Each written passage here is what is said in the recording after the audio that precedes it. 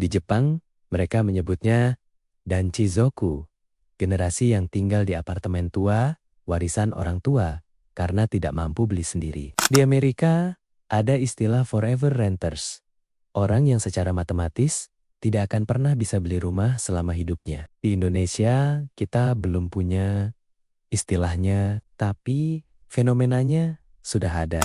Data BPS 2024 menunjukkan, backlog perumahan Indonesia menyentuh 12,7 juta unit. Artinya ada 12,7 juta keluarga yang butuh rumah tapi tidak punya. Dan angka itu tidak turun. Setiap tahun naik. Sekarang tanya dirimu sendiri. Kamu termasuk yang mana? Raka, 28 tahun, kerja di perusahaan swasta Jakarta, gaji 8 juta sebulan, sudah kerja 5 tahun. Tabungan 40 juta, harga rumah paling murah di pinggiran Bekasi, yang masih bisa dijangkau KPR, 450 juta. Down payment 10%, 45 juta. Raka, belum cukup, dan waktu dia hampir cukup nanti, harga rumahnya sudah naik lagi. Ini bukan cerita satu orang. Ini pola, dan polanya bukan kebetulan. Kenaikan harga properti di Indonesia rata-rata 5-8% per tahun. Inflasi gaji rata-rata 3-4%. Artinya setiap tahun, jarak antara kemampuan beli dan harga rumah itu melebar. Bukan menyempit. Melebar. Kenapa? Pertama, tanah tidak bisa diproduksi ulang. Pabrik bisa dibangun lebih banyak. Mobil bisa diproduksi jutaan unit. Tapi tanah di pusat kota Jakarta tidak bisa ditambah. Suplai terbatas, demand terus naik. Harga hanya bisa ke satu arah. Kedua, properti bukan cuma tempat tinggal.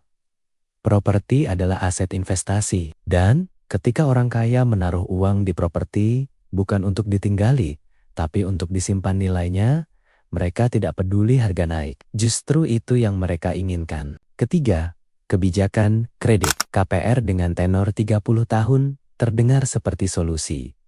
Tapi coba hitung. Rumah 500 juta, KPR 30 tahun, bunga 10% per tahun. Total yang kamu bayar bukan 500 juta, lebih dari 1,5 miliar. Kamu membayar 3 kali lipat harga rumah. Dan bank yang menikmati selisihnya. Ini yang sering salah dimengerti. Banyak yang bilang, kerja lebih keras, nabung lebih disiplin, kurangi jajan kopi. Seolah-olah ini masalah karakter individu, bukan masalah struktural. Tapi coba lihat angkanya. Kalau kamu menabung 2 juta sebulan mulai hari ini, dan tidak menyentuh uang itu sama sekali, kamu butuh 22 bulan hanya untuk kumpulkan down payment rumah paling murah di pinggiran kota besar. 22 bulan itu asumsi harga tidak naik. Padahal harga naik setiap tahun. Artinya garis finish itu bergerak.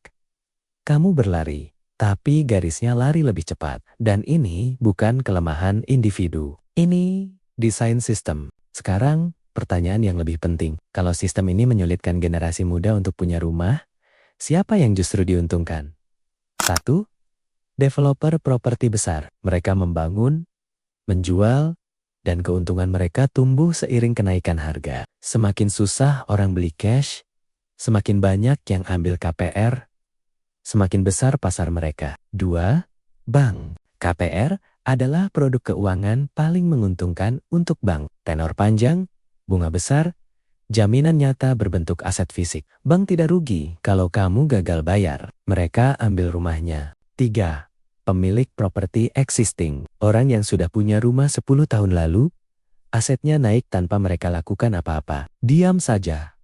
Nilai naik. Sementara yang belum punya, harus kerja lebih keras hanya untuk mengejar posisi yang sama. Inilah yang disebut wealth gap berbasis aset. Dan di Indonesia, ini sedang terjadi diam-diam. Sekarang bicara tentang Gen Z secara spesifik. Lahir antara 1997 sampai ke 2012. Masuk dunia kerja di era pandemi, era inflasi, era ketidakpastian. Gaji pertama Gen Z rata-rata 4-6 juta di kota besar.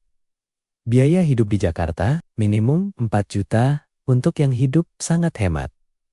Sisa nabung 0-2 juta untuk beli rumah Dengan harga rata-rata 600 juta di Jabodetabek, down payment 10% saja, butuh 60 juta. Butuh 30 bulan nabung penuh tanpa gangguan. Dan itu baru down payment-nya. Belum cicilan 30 tahun ke depan. Belum biaya notaris, BPHTB, asuransi jiwa yang diwajibkan bank. Belum biaya renovasi karena rumah KPR yang affordable biasanya diserahkan dalam kondisi setengah jadi. Ketika semua itu dijumlahkan, untuk sebagian besar Gen Z, rumah bukan tujuan 5 tahun lagi. Rumah menjadi mimpi yang semakin abstrak. Tapi ini pertanyaan yang jarang ada yang berani tanyakan keras-keras. Apakah memang ada pihak yang lebih suka Gen Z tidak punya rumah? Dengarkan dulu sebelum kamu anggap ini teori konspirasi. Kalau Gen Z tidak punya rumah, mereka menyewa. Siapa yang untung dari sewa? Pemilik properti. Siapa pemilik properti terbesar? Generasi yang lebih tua, yang sudah akumulasi aset, di era harga lebih murah. Kalau Gen Z terikat cicilan KPR 30 tahun, mereka tidak bisa sembarangan pindah kerja, tidak bisa ambil risiko bisnis, tidak bisa berhenti dari pekerjaan yang tidak mereka suka. Mereka terikat. Dan tenaga kerja yang terikat adalah tenaga kerja yang patuh. Ini bukan konspirasi. Ini insentif sistem yang bekerja secara alami. Tidak ada yang duduk di ruangan gelap dan merencanakan ini. Tapi hasilnya sama saja. Sekarang ada narasi baru yang mulai bermunculan, terutama di kalangan Gen Z sendiri.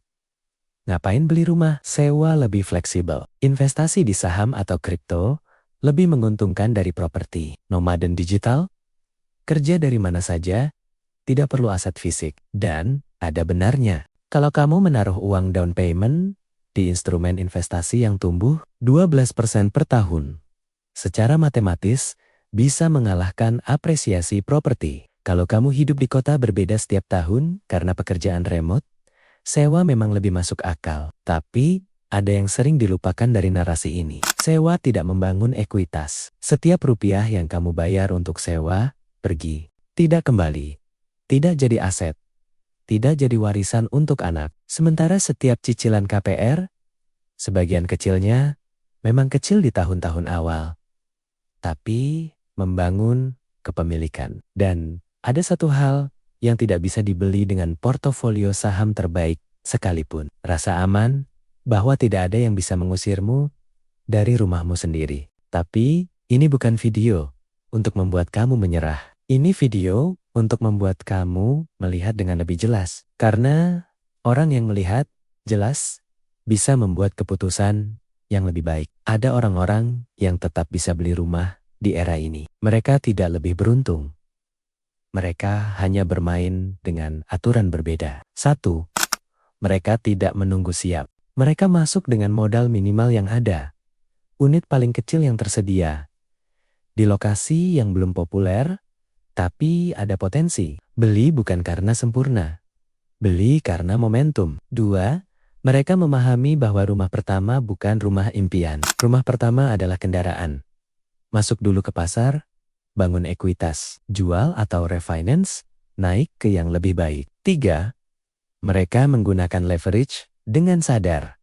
Bukan takut pada utang, bukan naif terhadap utang, tapi paham kapan utang bekerja untuk mereka dan kapan utang justru menguras mereka. 4. Mereka tidak bermain solo, co-ownership, beli bareng pasangan, saudara, atau teman dengan perjanjian jelas, mulai jadi opsi yang lebih umum di kota besar. Bukan ideal, tapi nyata. Jadi, apakah Gen Z tidak akan punya rumah? Jawabannya, sebagian besar, dengan cara lama, dengan ekspektasi lama, tidak dalam timeline yang mereka bayangkan. Tidak dengan standar yang generasi sebelumnya capai. Bukan karena malas. Bukan karena terlalu banyak beli kopi. Tapi karena medan permainannya berbeda, dan yang bisa berhasil di medan ini adalah yang mau belajar aturan mainnya. Bukan yang terus marah pada aturan yang tidak akan berubah. Kita hidup di momen di mana satu generasi mewarisi sistem yang tidak dirancang untuk mereka. Itu tidak adil. Dan boleh marah. Tapi marah saja tidak menghasilkan down payment. Yang menghasilkan adalah keputusan. Keputusan untuk belajar cara kerja uang lebih dalam dari yang diajarkan di sekolah. Keputusan untuk tidak menunggu kondisi sempurna yang tidak akan pernah datang. Keputusan untuk bermain di medan yang ada, bukan di medan yang seharusnya ada. Generasi Z tidak akan punya rumah dengan cara lama, tapi dengan cara baru, itu masih terbuka. Dan kamu masih punya waktu untuk memilih ada di sisi mana. Tapi tidak banyak.